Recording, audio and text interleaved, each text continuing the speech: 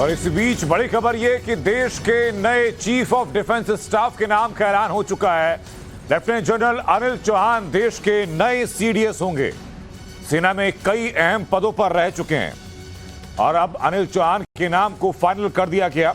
आपको बता दें कि देश के पहले सीडीएस जनरल बिपिन रावत की असामयिक मृत्यु के बाद यह पद खाली था। उसके बाद केंद्र की तरफ से नियुक्ति को लेकर के नियमों में बदलाव किया गया और अब सीडीएस अनिल चौहान देश के नए सीडीएस होने जा रहे हैं। इस बात के लिए आधिकारिक ऐलान कर दिया गया है।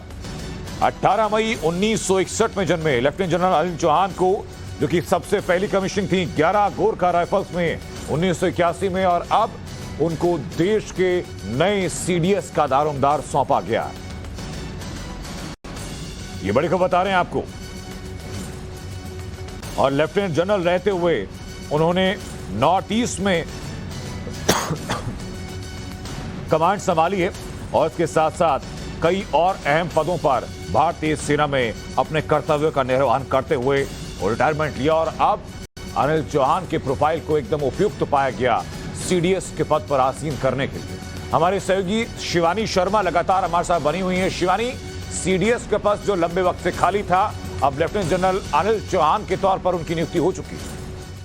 बिल्कुल, आज का सबसे बड़ा अपडेट यही है कि सीडीएस का पद जो अब तक खाली पड़ा हुआ था जनरल बिपिन रावत के निधन के बाद दिसंबर 2021 के बाद से, उसको आज भर दिया गया है और लेफ्टिनेंट जनरल अनिल चौहान अब भारत के दूसरे सीडीएस होंगे। यानी लेफ्टिनेंट जनरल अनिल चौहान जो खुद भी 11 GR से हैं, गोरखा राइफल्स, यानी पहले जब जो सीडीएस थे जनरल बिपिन रावत वो भी गोरखा राइफल्स से ही थे, और अब जो दूसरे सीडीएस बनाए गए हैं general lieutenant general Anil Chauhan, वो भी अब सीडीएस के पद पर होंगे। और दूसरी बात बहुत ही अहम ये थी कि वो सेक्रेटरी ऑफ डीएमए को भी के तौर पर भी रिपोर्ट करेंगे गवर्नमेंट को।